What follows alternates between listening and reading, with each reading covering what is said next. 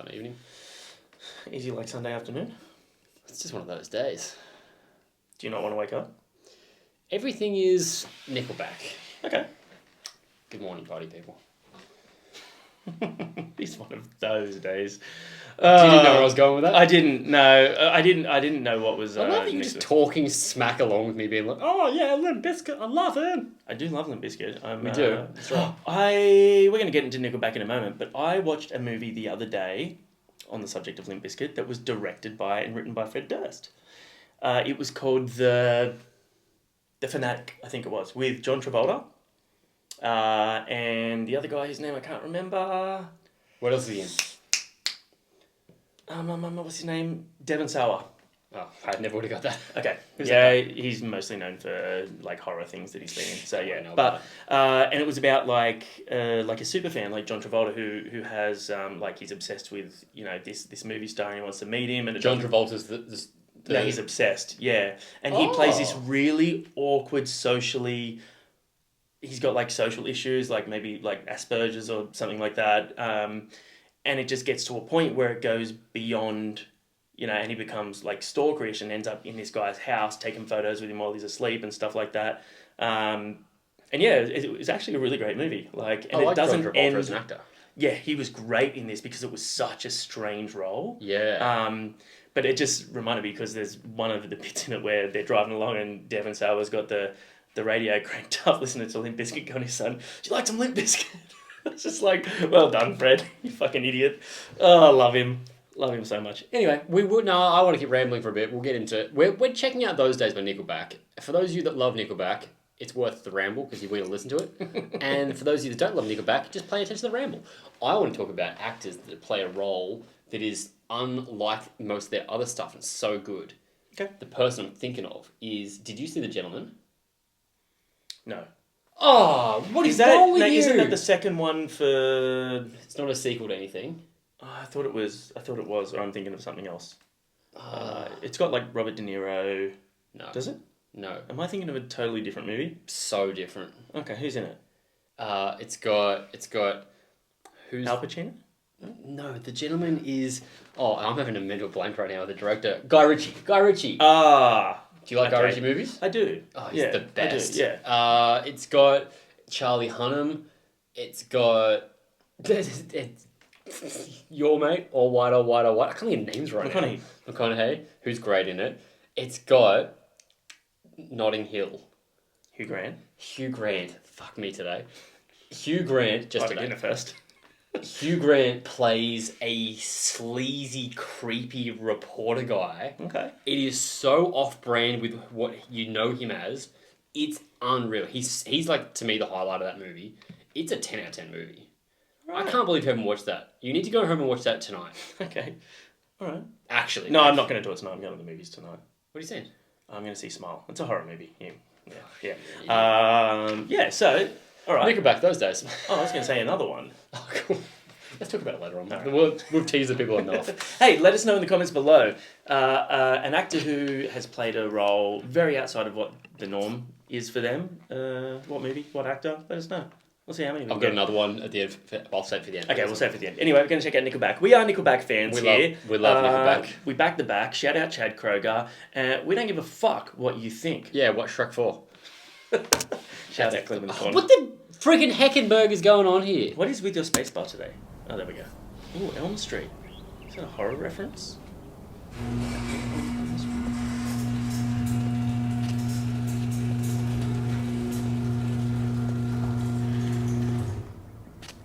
Chad and the lads. I always wanted a lava lamp. Is that a fucking Atari? Remember when the streetlights came on and we had to be home? Remember when Elm Street came on? Couldn't watch it alone. That's what it was. The thing is, because they're quite old, and so are you. So you're going to really relate to this. Yeah, man. Cool. Yeah. Remember every prank call we made? It's Star 69. Remember trying to hit 88 to go back in time. Remember when they played Purple Rain to our first slow dance. Remember when we thought that first base was just holding All right. Let's talk about the members of the band for a moment. Okay. Chad Kroeger, he's kind of like the poster boy for this kind of... He's the nickel they're giving back. Yeah, like he's the poster child for this sort of music. He looks exactly how you think he'd sound with this sort of music, all right? But then, the other guitarist, I think Ryan's his name, I reckon he's such a good-looking dude. Very handsome. Also has backing vocals. Yes, he does. The drummer, great drummer, bro, you got to lose the fucking... What do they call it? The fanny tickler. You got to get rid of that. Like fanny tickler. Fucking like the little that. soul patch. No, I know. Soul you got to get rid of That's it. what you call it. Okay. Never say fanny tickler again, you creep. And then the bass player, the brother, looks like he should be playing like guitar or bass in fucking Hatebreed or some shit. Disturbed or something like that. Yeah, for sure. It's just such a weird sort of mix of dudes. Anyway, fanny tickler. Those days come back in the dead of night. Those days that felt like another life. What would you be doing back in those days? We'd be turning up the stereo and playing everywhere we go. And so did everyone we know in those days. And everybody got to fall in love with every movie made for us. God, I couldn't get enough of those days. Remember every poster we had hanging on the wall. Remember every t-shirt we stole from the local mall. Remember Guns N' Roses came out, we were standing in line. Remember front row at that show, camped out all night. Those days come back in the dead of night. Those days that felt like another life. What would you be doing back in those days? I love the nostalgia trip of the music video, and I love how they've dug all this sort of stuff up. It's just a cool, like, for a band that's so huge, it's cool to see, you know, they've obviously always loved music, always been into it, and it shows their kind of roots as... I also like the whole thing where it's just them playing in a garage, like sort of back to sort of basics. Remind me to tell you a story about Chad Kroeger's house after this. You talk about being a creepy stalker at the start? That wasn't Yes. a movie, it was just him. Hello, Chad. No, I want to talk about, and this is, you're not going to like this, because this is me hating on him a bit here. This to me is the worst of country music vibes of pandering to your audience. This goes, we know that most of our fans are 40 to 50-year-olds, and this is only going to be relevant to those, and these are the memories that you guys have. And I guess it's if we looked at it as a reward to those fans, of being like, this is for you, we're relevant, we know what you guys are feeling.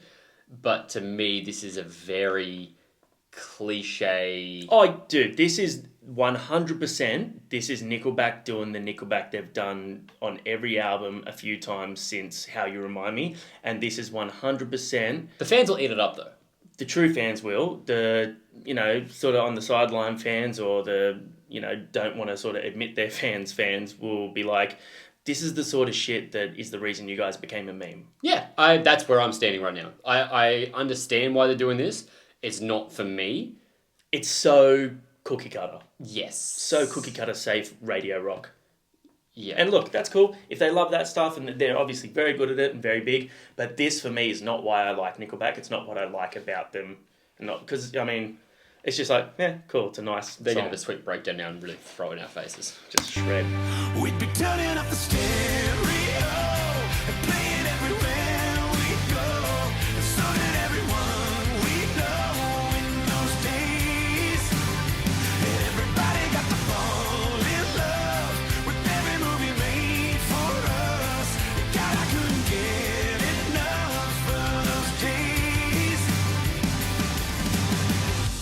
The time Oh, waste, 'cause life hell yeah. could wait. Oh shit, it's Eddie Munson. The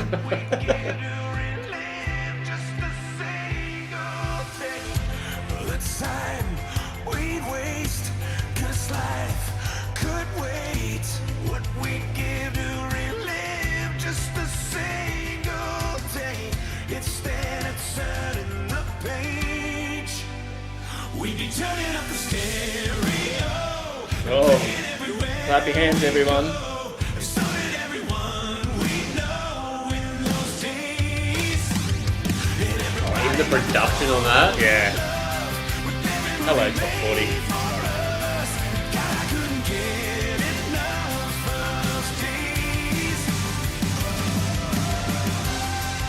We love a wallow. We've even got a shirt that says so.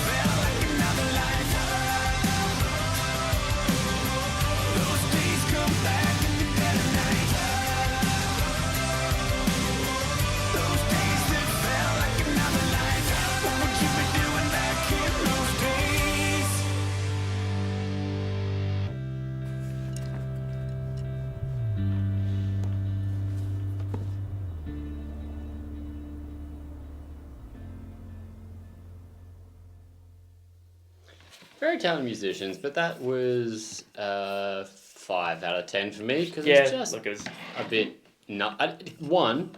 I wasn't born when half the stuff I've seen about was being talked about.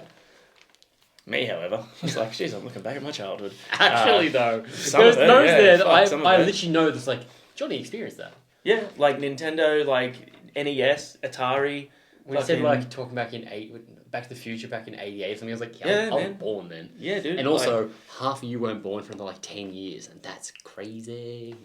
Look, I get it. Nickelback have always done this sort of stuff. It's going to be a big hit for them, and they're very, very talented at doing this sort of stuff. But again, no hate to it because it's just, Yeah, I'm not hating on it's it, just it's I've just heard it from them so many times. You know what I mean? And like we've said, we are Nickelback fans, but on the albums, these are always the songs that I skip. Yeah, 100%. I go for This Is War, Side of a Bullet, The Betrayal. Like, I really enjoy hearing them open up because they can be quite a decent hard rock to metal band when they want to.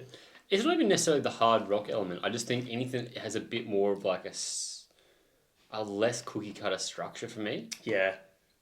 The thing is, though, every time they drop something that's heavy, the internet fucking breaks. Every Oh my metalcore God, fan metal! shares it and Yeah. goes like, you know, like, holy shit, Nickelback are bringing the riffs. I would love to hear them just go, you know, fuck it, we're going to do a 5-6 track EP and write a bunch of metal songs. We're going to pull out all our Metallica and Pantera influences and Yeah. just go for it. As I said, if you guys, not in this video, I've got a playlist called Returning Money. Nickelback. That's my That's playlist very name. And it's just full of those songs. It's just my pick of what I like about Nickelback. What's your favourite Nickelback song? Maybe Feed the Machine. Good song. That's a banger. Yeah, it was. They kind of had that like little bit of a gent influence there Yeah, as well. yeah, and I know I'm being the typical shitty metalhead here, but that song to me is sick. Yeah. Animal Sick. Animals was when like a lot of people sort of sat up and went, oh, hang on. Yeah, they can There's do something that. here. Yeah. Yeah, cool. What's the floor as well? Oh, Flat on the Floor? Flat on the Floor. That riff. Banger. Yeah. The intro to that is just like so good. Anyway, we like Nickelback, but just not that much. Story time. Oh yeah, Ready for story time? talking So, Chad Kroeger. yeah. So I was in his neighbourhood and I looked through his windows and I saw his butt. No, that's not it. I was genuinely thinking, I was like, when were you there? Oh. Never been to Canada. So the other week when I was at the Steel Panther show and we were hanging out with Steel Panther afterwards backstage, we were talking to Satchel about the track off the first album. Is it the first one it's on? Or the second one? That It Won't Suck Itself with Chad Kroeger. And he was telling That's us... the second album. he was telling us how that came about. And he said that like they spoke to Chad, they asked, and he said, yep, sure. And like apparently the dude is just like an absolute genius. Like he just comes up with riffs and melodies like that. Yeah. You know, and I remember in our chat, it sort of like struck me because in our chat, like Sam was saying, oh, do you think these choruses just write themselves like that? They take work. And then I was hearing Satchel say, Chad Kroeger just writes them like that. But he was saying, came in, like they basically had an idea for a riff and he just goes, yep, no worries. They went to his house and like apparently his house is enormous, like ridiculous. Nickelback money. Walking Yeah. through into his full home studio. Yeah. To get there, they walk through a full-size indoor basketball court, a full-size indoor Olympic swimming pool, Yeah. like into the studio, and he was just like, what the fuck, like, and then sat down and he just said, right, this is going to be the riff, and he just started like playing on the riff that Satchel gave him, and then just came up with the melody, just like that. so good. And it's just like, and that's how it stuck. So, you know, like, credit to them. They're very, very talented. And yeah, look, but then again, this song is probably one of the reasons they get some of the hate they get. Understandable. What did you guys think of those days? The new track. Comment below. You had a movie with an actor that you were going to tell me about. That's someone playing a role that they're not normally known for. Oh, that was at the start of this video, wasn't it? My one was, now, you might not know this guy. I mentioned before, Al Pacino? Have you ever heard of him? Well, number one, an easy one would be like Ryan Reynolds in the Amityville Horror. Yeah. So, yeah, I think he's done fairly diverse. Like, he's done Buried, he's done a bunch of stuff. yeah, but this was him going really sinister, and I liked that. Yeah. But the one was, I've told you before, I really love a show called The League. It's very funny. One of the main actors in it is Mark Duplass. And then I watched a movie with him called Creep, where he was just this weird, creepy dude that like played all these mental games with people and stalked them and essentially killed them and stuff. And he just had this real weird, awkward, psychotic demeanour about him. And I was just like, holy shit, I didn't expect that. I don't know who that is, so I can't relate to this one. But I don't remember if I got the name of this movie right, so I'm going to look up the poster to see if it is. Yep, cool. Have you seen The Intern? Wait, give me a look. Who's in it? Who we got? De Niro. Oh, are you going to say Adam Devine? No. Okay. De Niro. Oh. If you guys haven't watched The Intern, watch it. It's a feel-good, lovely movie.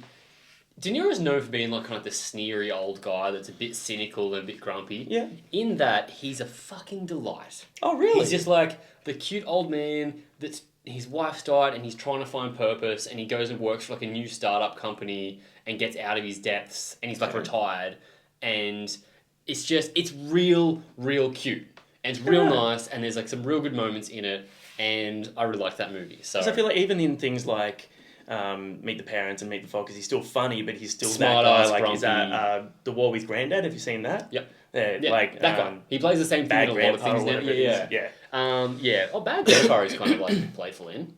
Yeah, but he's still a bit of a dick in it. Yeah, he's not at all. He's so lovely in this. Okay, So watch The interesting. Intern and watch The Gentleman.